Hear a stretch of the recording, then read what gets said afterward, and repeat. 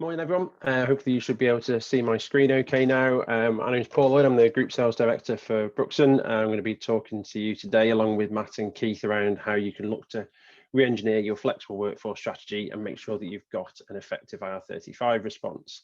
So a little bit of an agenda in terms of what we're going to talk to you about. So we're going to give you a brief overview of who Brookson are and how we help the flexible supply chain. We're going to do some detailed IR35 overview around the changes that are due to come into place in just over 4 months now. In April, seems to be flying by. How you can make sure that you're prepared for the changes in April.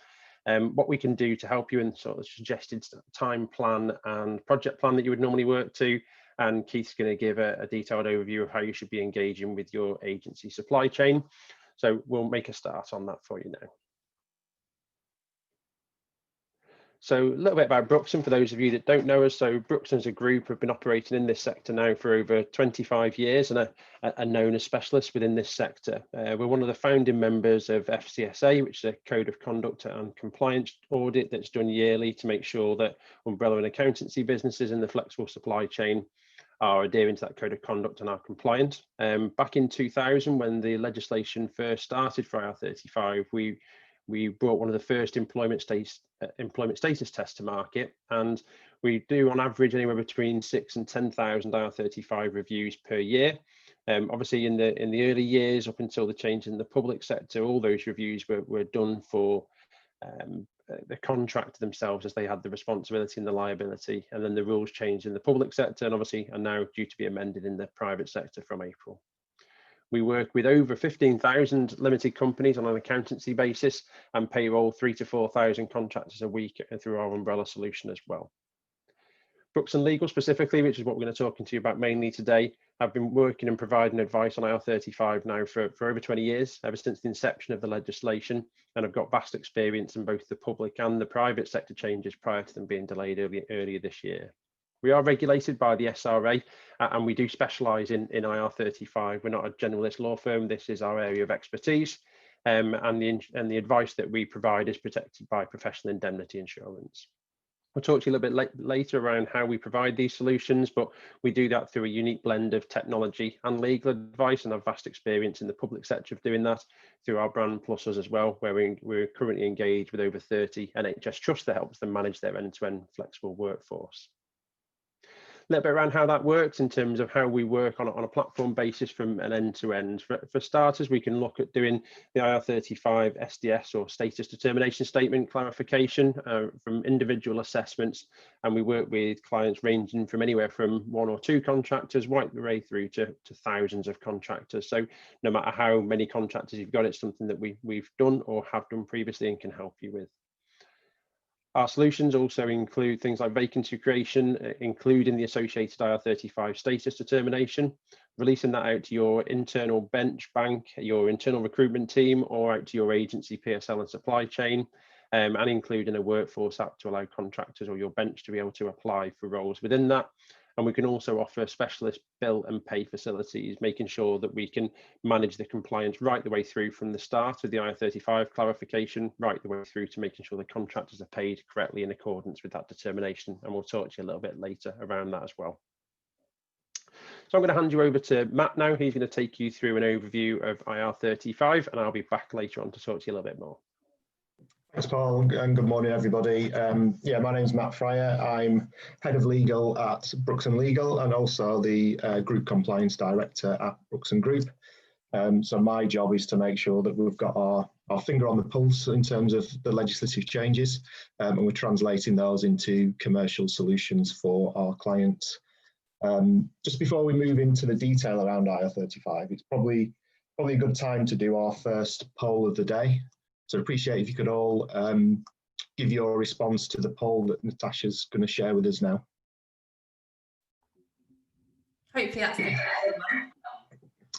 That's the correct one, thank you. So have you started your project to prepare for IR35 yet? For those of you that can't see the poll, for some reason, some of you aren't always able to view it, feel free to pop yes, no, or don't know in the chat function, and we can just get a little more insight as well, and then we'll be able to share the results in just a second. Give it 10 more seconds or so, in case you're trying to find out.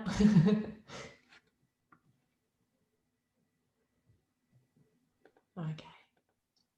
Hopefully you can see the results there, Matt. Yeah, that's great. Yeah, that's interesting. We ran a similar poll with similar size audience actually last month, and we had 62% had started. So good to see an improvement there. I think most of you are on the journey. Small percentage there, not quite out of the blocks just yet. Okay, that's useful. Thank you. For those of you that can't see the results, 80% have said yes, so and 16% have said no. So there you go. Okay, so just a reminder of what is IR35.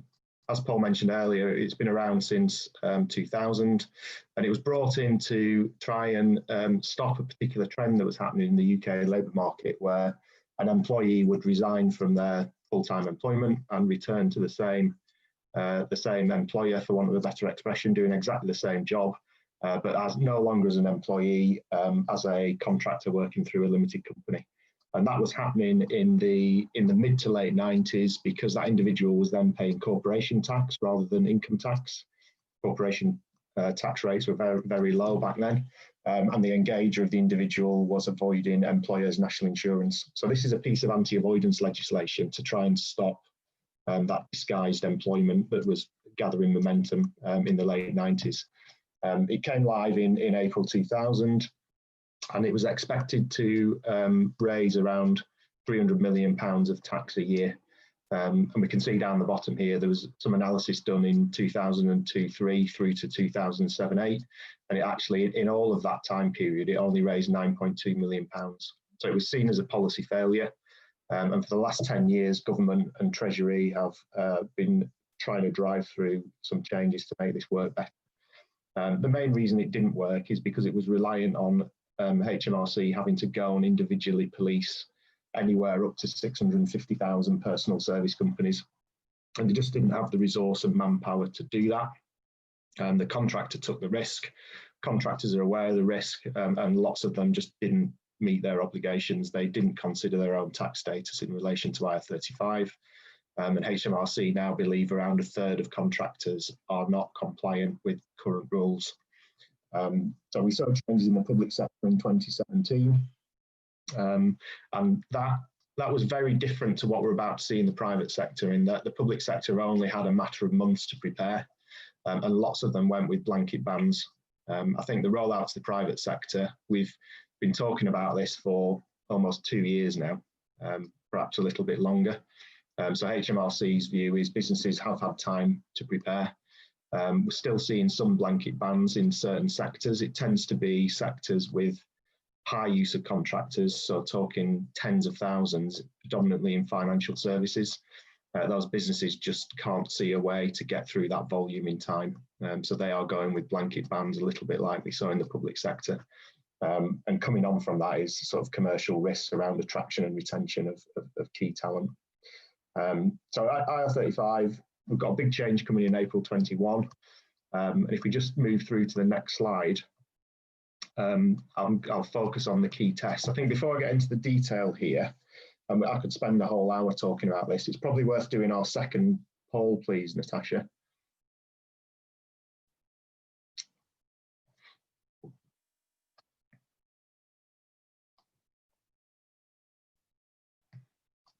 I mentioned the blanket ban earlier. Does your business intend to roll out a blanket ban on the use of PSEs? And again, a yes, no, don't know on that one.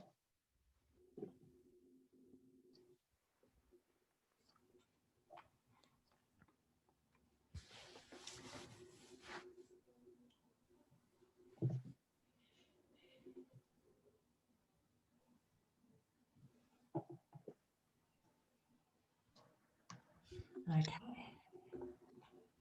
I'll end the polling now. You should be able to see the results. Okay, yeah, so 8% with a yes, 65% no, 27% don't know. That's very similar to the results we got in our previous webinar.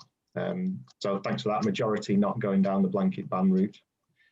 But how do you assess IR35? As I said, we could do a whole webinar on this one. But key takeaways for me, we need to remember the test here is about demonstrating whether it's an employment relationship or not. The test isn't to try and show whether it's self-employed or not. And it might sound the same, but it is quite a key difference. So to prove employment, you have to meet all of those three main tests that are shown on the slide. And this goes into employment law that's been built up over 50, 60 years of case law. For an employment relationship to exist, the individual has to be controlled. It has to be the individual's personal service and only the individual's personal service that's required. And there has to be ongoing obligations on both parties to offer and accept work. If any one of those three tests isn't present, it cannot be employment, and therefore it cannot fall foul of IR35. So this is the sort of level of detail that we would get into when we're doing our assessments, and these are some of the questions that HMRC's CESS tool starts to look at when it's reviewing the status of a role. I think the key thing to mention here is mutuality of obligation is totally overlooked by CESS, so it doesn't consider all three of those main pieces of case law, which I guess from a CESS perspective, it's a little bit strange that HMRC didn't include all three of these tests in their online tool. But when you look at the detail, mutuality of obligation is quite a difficult thing to answer using a tick box method. You actually need somebody to consider the relationship and think through all the factors around mutuality of obligation. So it is hard to code it into a tick box yes no sort of automated decision tool, but it is one of the key tests. Other factors there on the right hand side, you would also consider things like financial risk. You consider whether the individual is in business on their own account, whether they provide their own equipment, how much they're integrated in the business. But the factors on the right hand side are only really of significant influence when those three tests are sort of undeterminate. But that's overview of how you assess for IR35. Key thing to remember is it's about proving it's an employment relationship, which actually needs all three of those main tests to be present. So it can actually be quite surprising when you look at a relationship where you think, you know, this individual's been in the business for 5 years, they're working alongside employees, they're inside IR35. But if you're not controlling how they do their job, if it doesn't have to be that individual and they can provide a substitute and you'd be willing to accept them, and it's a project basis or a contract with an end date that's renewed, actually you may find that that one's outside of IR35. So worth bearing those tests in mind. Okay, we'll just move through to the next slide. And I think we'll do poll three. This is the penultimate poll question.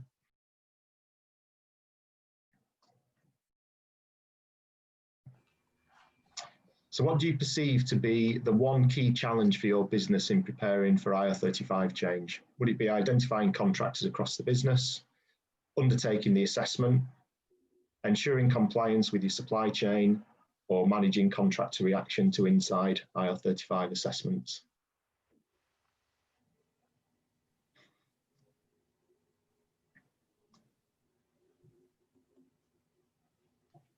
If there's something that's not there, feel free to pop it in the chat, but hopefully that should cover everything.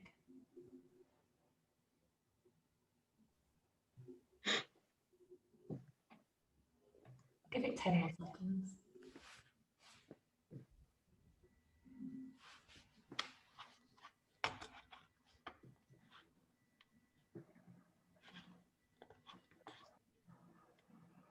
Yeah, thank you, Emily. I don't know if you can see that, Matt. It's managing the administration, new governance processes internally moving forward. Yeah, that is a bit of a headache. There's, you know, review of policies. There's making sure there's consistency across the business in the approach. Quite a lot under the bonnet there. Okay, I'm just going to end the polling now. You should be able to see the results. Okay, pretty consistent. So quite an even split across all of those. Undertaking the assessment just marginally ahead there with 29%. Okay, thank you everyone. So what's changing? So the implementation date, we all know, I think it was the middle of March this year. we got an additional 12 months. So 6th of April 2021, and the rule change applies to work completed after that date, not necessarily payments from that date. What is changing? Well, the way you assess IR35, the slide we looked at previously, that's not changing at all. We still rely on case law to make the IR35 assessment. What is changing though is the party that is responsible for doing that is moving from the contractor to the end hirer. Now the end hirer isn't particularly well defined in the legislation, but what HMRC intend is for the business that benefits from the personal service of that individual would be the end hirer responsible for making an assessment. And the reason I mention that point is where you've got long supply chains, particularly supply chains that involve service providers who aren't typically an agency or a recruitment business, but are providing services as an outsourced service provider, which is predominantly delivered by people. There's a bit of confusion around who the end hirer is. Is it the end client, or is it the outsourced service provider? But we really need to think about who that contractor is providing their personal services to. It's very clear where you use employment agencies, you'll be the end hirer. But if you outsource some of your departments or some of your projects to a service provider that delivers that using people, we need to have a think there about whether they are the end hirer or whether you are. So we've got that shift in obligation to make the decision. And we've also got a new requirement here to, once that decision is made, you need to produce a status determination statement that then needs to be passed to the worker and to the business that pays the worker, typically a recruitment business. That status determination statement must say whether it's inside or outside IR35, and it must list the reasons behind the decision. And as I say, that needs to be passed to the worker prior to the 6th of April for any incumbent contractors and prior to any new contracts commencing after the 6th of April. There's also a liability flow to be aware of here. If you have a contractor that's inside of IR35 and the business that pays them chooses to ignore your decision, say it's inside, but they choose to continue to pay them gross, if that business is investigated by HMRC and is found to owe some tax and it ultimately goes bust, there's provisions in the legislation for that liability to pass itself back up to you. So there's a big point here around supply chain compliance and trying to get a hold on that, trying to protect yourself through some contract clauses, but ultimately making sure that your supply chain is working with compliant payment providers.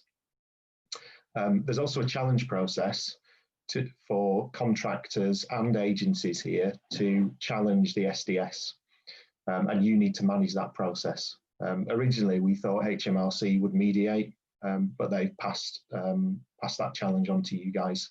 So you need to start thinking about what your challenge process might look like, how you're going to capture the challenges centrally, how you're going to consistently respond to them, and how you're going to respond to them within the time limit. You've got 45 days to respond to a challenge, and if you don't, it means that you become the fee payer, so you become the party responsible for the tax.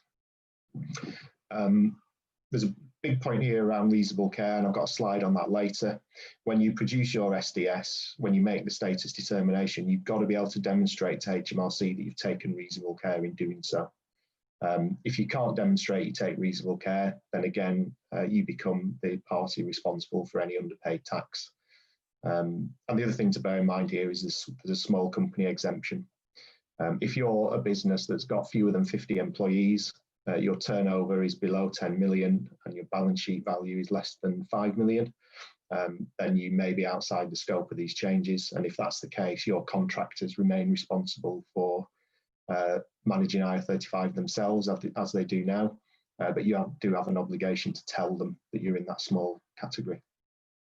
So they're the main changes here, and the challenges that we see typically from our clients is obviously making that assessment. They're not IR35 experts, it's not something you've ever had to do. Now all of a sudden you've got to start making employment status decisions and become employment law experts, so that's a challenge. Communication with the supply chain. I think that's a critical element, particularly communication with contractors. The sooner you bring them into your journey and they understand the approach you're taking, the more likely you will be able to manage those challenges coming off the back end.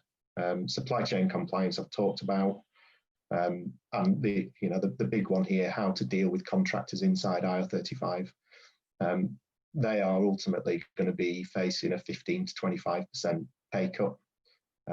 So if they think they're outside and you think they're inside, there's probably going to be some challenges coming, and there's probably going to be some requests for rate increases coming. So that, there's some of the key challenges that we see. Just move on to the next slide, please, Natasha. This is, I think, one of the key takeaways for you. Reasonable care is the threshold that you've got to meet to demonstrate to HMRC that you have applied the rules correctly. The reason I think this is important is if we go back to why this legislation is changing, HMRC don't have the resource to go and review 650,000 individual contracts from an IR35 perspective. And I don't think they're going to police this legislation by going into individual contract reviews. The way they're going to police this is go into your business, ask to see the project plan that you undertook to get ready for April 21 and the plans you've got in place beyond that to demonstrate that you've taken a reasonable approach to this. And if they think you've taken a reasonable approach to this, they're not going to get bogged down in looking at individual contract reviews. They're going to move on to another business who's taken a slapdash approach. So I think it's really important that you understand what reasonable care means, and you keep all of your project plans, meeting notes, all the documents that you have used to get to where you are and beyond up to April. That essentially start building your reasonable care file. HMRC have produced some guidance now in terms of what reasonable care looks like. Like any new piece of tax legislation, they would see taxpayers seeking advice from a qualified professional advisor as taking reasonable care. They say that using CEST would count as reasonable care as long as the information has been inputted into it accurately, and the person using the tool has understood the nuances of some of the questions. Unfortunately, some of those questions are still worded a little ambiguously. There's a whole host of guidance on HMRC's website that explains what the questions mean and how you should be answering them. So you'd really need to understand all of that if you're going to rely on CEST. It's interesting now that there's a case with NHS Digital, one of those public sector businesses that had to go through this in 2017. They use CEST. HMRC have gone to town with them, and there's a £4.3 million provision in their accounts at the moment for a tax bill because they just misunderstood some of the CEST questions. So I think, key takeaway from today, understand what reasonable care is, and really think carefully if CEST is the route that you're going to go down. It's not as simple as just giving that to your hiring managers and asking them to fill it in. Really need to start understanding the nuances of some of those questions. So final question, I think, from the poll, please, Natasha.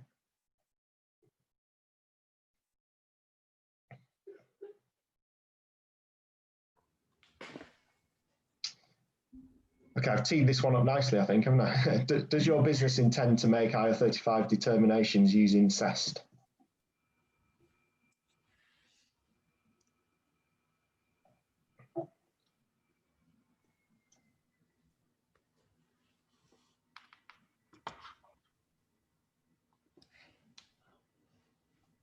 I'll give it 10 more seconds or so. And thank you to Paul in the meantime for who's running the Q&A. So if you have got questions, you pretty much have a live Q&A session going on for you as well.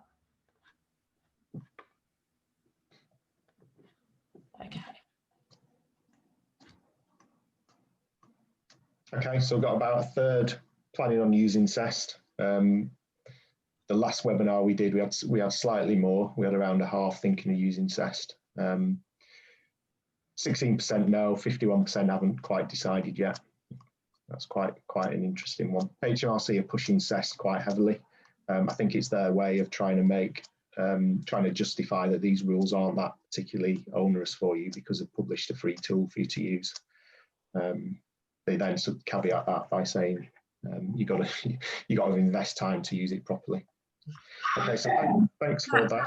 Just before we go on to the next one, Jamie has mentioned, I understand some companies have fallen foul of IR35 by relying on CEST as a go-to source to determine status. Have you seen many examples of that? Yeah, we've got some clients now actually who used CEST last year, and they didn't really put the time and effort into understanding the questions. They're a little unsure that the outputs are correct. And where it found a contractor inside IR35, because it doesn't give particularly valid reasons as to why, they found it hard to justify and deal with those challenges. And obviously CEST is a tool that is free to use for anybody. But quite often businesses that have used CEST when a contractor challenges it, the contractor just gives them their version of CEST, where they've made the answers slightly different to get an outside result. And then what do you do with that? That sort of goes around the business and no one quite knows how to respond to it. So you can tie yourselves in knots a little bit with CEST if you don't fully understand it. Okay, thank you. Okay, can we just move on to the next slide, please, Natasha? And the one after this one. So I think this is an overview of typically how we would approach a project with a client. There's an education piece, there's the audit piece, there's thinking about ongoing support, and then what does business as usual look like. So just move on to the next slide. This is a typical project plan. I thought it'd be useful to share it with you. These are all the things we think you need to be thinking about to make sure you tick that reasonable care box. So from the get-go, there's an informing the business, making sure everybody's aware of what you're trying to do and why.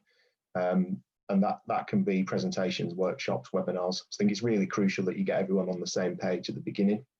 The audit, of course, that's the key point here. Big challenge is identifying those affected workers, particularly looking for hidden contractors where you might have a hiring manager just engaging with the PSC directly, not through an agency. And thinking about those statement of works or outsourced service roles. Are they truly outsourced service or is it provision of labour? Once you've got that population, I think the key thing in our audit is we use individuals to assess the status using information gathered through our online portal, and we'll report back on red, amber, green status. The real value is focusing on those ambers, those in the middle. What can we do to move them one way or the other? And then we can provide the SDS and assist with communications around that. So that's the main piece of work. And the real value here is giving consideration around some of those that are just inside IR35 or not quite determinable. What can we do to move them to be outside of IR35? A, that reduces the risk of challenges coming, and B, that reduces the risk of that contractor coming back and asking for more money. Just a headline view around contractor on £400 a day. If they're found inside of IR35, over the course of a year, it's about £12,000 of additional tax that will be withheld from their rate. So that's the sort of amount that they might come knocking on the door for. So even if you can get 3 or 4 of those contractors into a green position, that's 30, 40k saved. And then establishing the BAU, thinking forward, how are you going to centralise your policies around control of contractors in your business? How do you make sure that the way that you treat and manage a contractor is IR35 friendly? There's ways of doing that through the contract clauses, but also how do your hiring managers engage and deal with the contractors? It's worth thinking through that centralised policy approach. And then ongoing support. Let's not forget that post-April, this now becomes BAU. So what happens in 6 months' time if there's a change to some of those working practices for a role that you've already assessed? Need to keep your finger on the pulse with this. So there's periodic audits. Again, it's awareness in the business to shout up if something changes. And this is all required to make sure you keep your reasonable care ticking over. So there's a big hump of work between now and April. Clearly, let's focus on that. But going forward, need to think about how to manage new roles in the business or what if things change. Just pop through the next 2 slides pretty quickly. This is a new development we've got within Brookson. As I said before, we use our legal advisors to make the I-35 decision, but we use a portal to gather information from you, which together with the contract we use to make the determination. and we publish those SDSs on that portal for you to share with your supply chain. So that's what we've used our time over the summer with the delay to improve our service, to make sure that we are more efficient in getting through real volume of reviews. And the next slide, please. The other thing to mention here is we offer a fee payer service. So if you don't use agencies, you've got some directly engaged contractors and you find them to be inside IR35, do you want to be deducting the tax, or would you rather outsource to a third party? And that's the service that we can offer there. So conscious I've just overrun on my section a little bit, I'm going to hand over to Keith now, who's going to give you an overview of what you should be thinking about with your agency supply chain. Thank you, Matt. And then just one more slide from us, Matt, actually. So if we run oh, there's not, sorry, it's disappeared. Never mind. No. Sorry, I will hand you over to Keith. Thank you. Just a quick intro. I've been in recruitment 30 years, the bulk of which was at Gattaca PLC as COO and also on the main board. If you're not familiar with Gattaca, they're an AIM-listed business whose brands include MatchTech and Networkers, and then a couple of other brands specialising in professional staffing and skills and employability training. So that group is someone who provides recruitment services and outsourced staffing solutions. So managed solutions and master vendor, for example, 650 million turnover, and they invoice about 1,000 clients at any one time. With 10,000 contractors out on assignment. Of those, about 60% are operating as limited companies via PSC. So, being listed and with that volume of contractors, compliance was always an absolute priority to us. But I now, having finished with Gattaca, operate as an advisor and a non-exec director, working with a handful of SMEs in the recruitment space or the associated supply chain. And I'm also an approved advisor for APSCO, which is the Association of Professional Staffing Companies. If we could click on to the next slide. So like a lot of markets, the overall recruitment industry, as you'd imagine, has been hit pretty hard, and it's hurting in a lot of the sectors that it supports. What with Brexit, COVID-19, IR35, they all had a significant impact. And a lot of recruitment businesses have also taken a hit in 2017 when the IR35 changes that we've mentioned have been implemented within the public sector. And so they'll no doubt be concerned, having been through that, again, that there's going to be potential losses of contractors with the forthcoming changes. And just to give you an idea, in the public sector, agencies saw a reduction of about 35% of contractors in 2017, with a significant number of those contractors actually leaving, particularly within the technology space. And there was also, we witnessed a sort of clambering to move to a statement of work or deliverables-based output. But in many instances, that flip from sort of time and material to statement of work was very ill-advised and ill thought through and very transparent. And so the public sector actually saw many projects delayed and in some cases abandoned. But in 2017, though, the contractors obviously had the option to move and take an assignment in the private sector space, where at that time, obviously, they're still able to do their own determination of their own status, as opposed to being the responsibility of the end client. And obviously, that's not going to be the case this time. But what it does stress, in my view, is the importance of correct role determinations and how your business will engage with contractors. Because if you get this right, you've got more chance of retaining them and or becoming an even more attractive proposition for future contractors as well. So it is a challenging environment in the recruitment industry, and the governing body, the REC, has actually quoted an 80% drop in permanent activity over the first lockdown and a 30% drop in contracts, with some signs of improvement happening over the past 3 months. But in a lot of these sectors, it's flipped from being a candidate-led market to a client-led one. And so recruiters are going to be doing everything and anything they can to mitigate the potential impacts of the forthcoming changes. And I'm sure that some of you have probably already witnessed and experienced an increase in activity from them as they sort of try and fight their way out of it. But the better recruiters, in my view, will have a plan and will also see this as an opportunity. So if we can click on to the next slide. they'll be doing everything and anything to get closer to you and into their end clients, and they'll see opportunities to work with you, such as some that are listed on here. So supply chain tail mop up. And what I mean by that is that some clients have a large number of agency providers, but within that there's a small number who've only got the odd contractor, and that could present an opportunity for some agencies to sort of propose mopping up those contractors and getting them all together invoiced via them, or potentially offering a migration program to sort of take those contractors on themselves and thus reduce your supply chain and potentially drive compliance. And also to be talking about virtual benches. That's basically lining up people to potentially come into your business, whether it be for new roles or to replace existing contractors, or assist with IR35 in terms of the right of substitution, should that be required.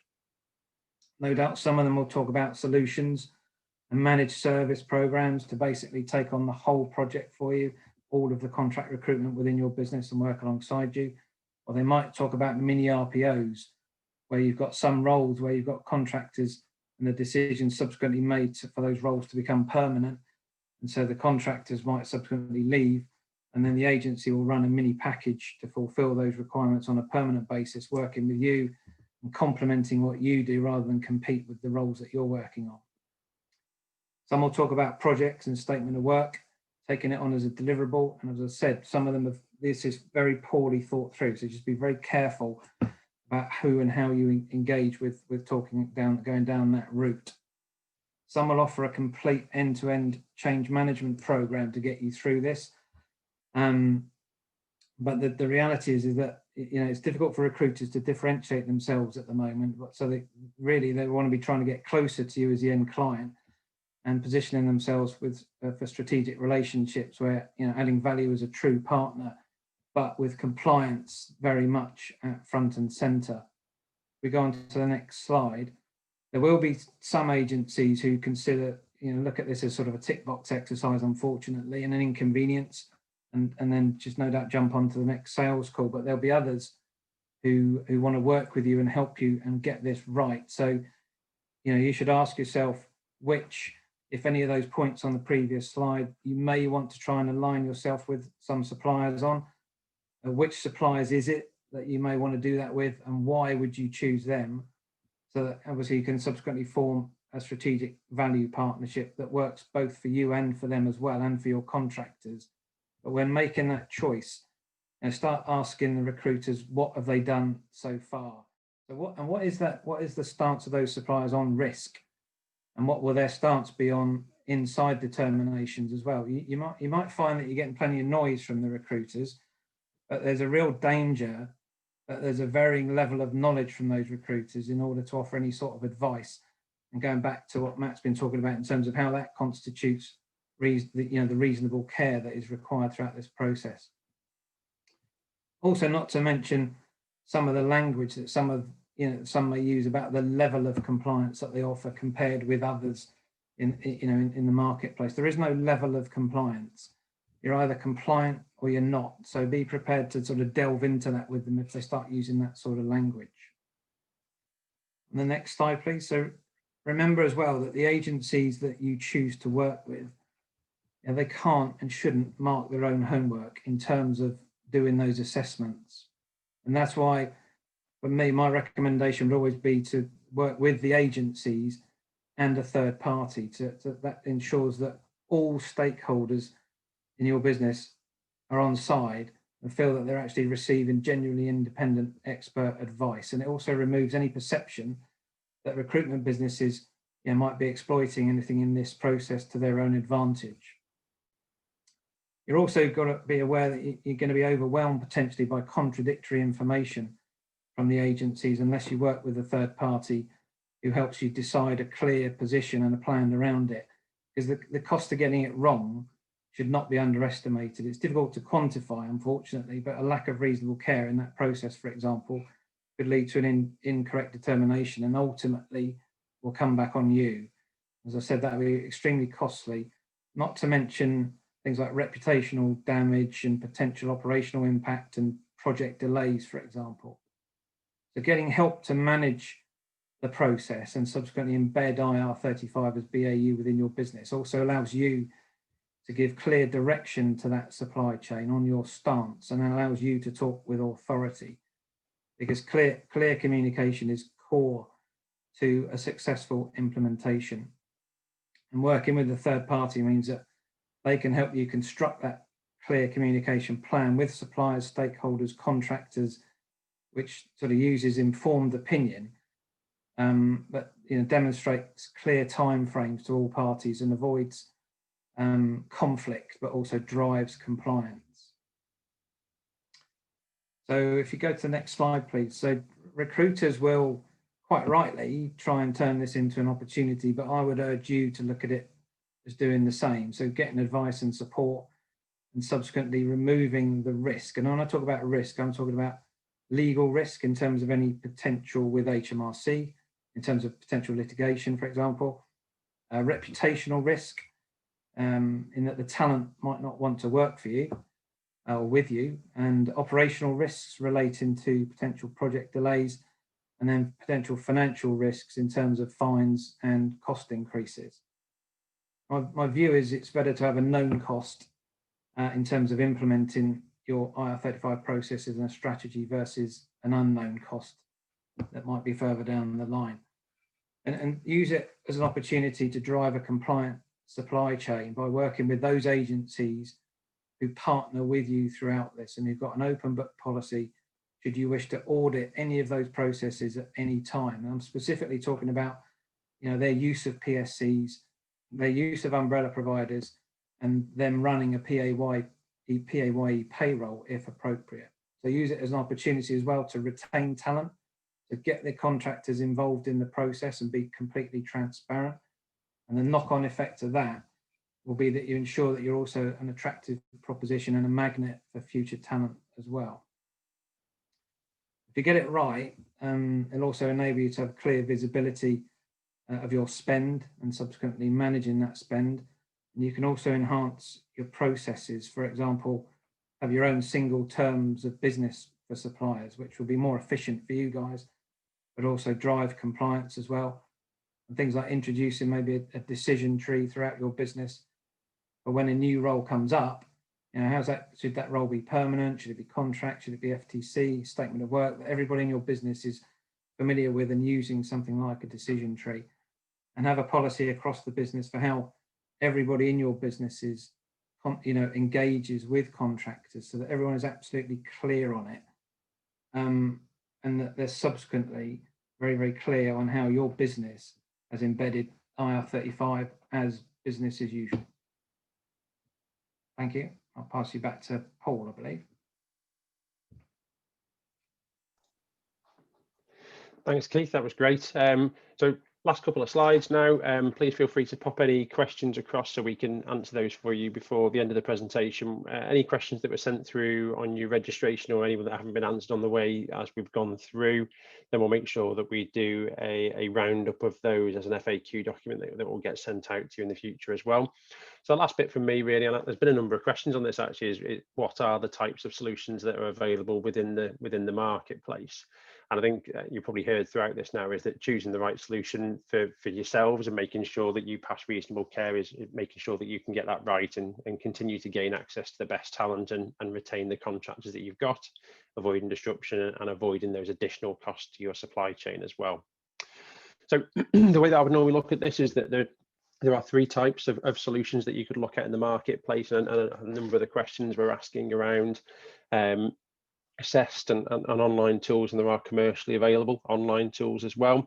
The traditional route in terms of your normal advisor, and I think someone's at the question in terms of one of their professional advisors or their auditing firms, your tax consultancy firm, and then there are specialist niche providers like ourselves that can offer services. So there's a bit of a comparison there, and probably the key difference between the three is that from an automated tool point of view is that you'll input the information and you'll get back answers based on the information that you input.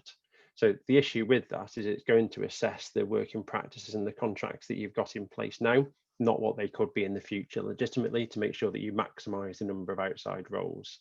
Where someone like ourselves will give you advice on where we can legitimately change working practice or contractual terms to try and maximize the number of outside roles that you've got. And Matt spoke in terms of some of the issues around CEST and some of the shortcomings of that, of not following the case law and legislation previously. And that'll be very similar with any commercial offering online tool in the marketplace, is that they'll give you a decision based on the information that you put in, but very difficult for it to be able to give you concise advice on what can be changed. And I think from a tax consultancy firm or an advisor's firm that some of you may use for different legal advice and tax advice across your business at the moment, is that you're probably going to get a very high level overview, a lot of advice similar to what you've had today, but probably not down to the actual individual assessment. So I think the key difference there is that we can remove that for you as an ongoing basis. Obviously, the start of the legislation is the 6th of April. So all what we've talked about in the presentation today in terms of assessing your current workforce and making sure you've done your due diligence, you've produced those status determination statements, and you've taken reasonable care, all needs to be done prior to the 6th of April. Ideally, you'd be looking at middle of February really as the latest point to issue your status determination statements, because that then allows the contractors 45 days to challenge the process prior to the legislation coming in April. So if you haven't started yet, then it'd be a good idea to get a start on that and look at that. And then the last point from me, I suppose, is that this isn't a one-off obligation that you need to have done prior to the 6th of April. It is an ongoing obligation to make sure you continue to take reasonable care post-April as well.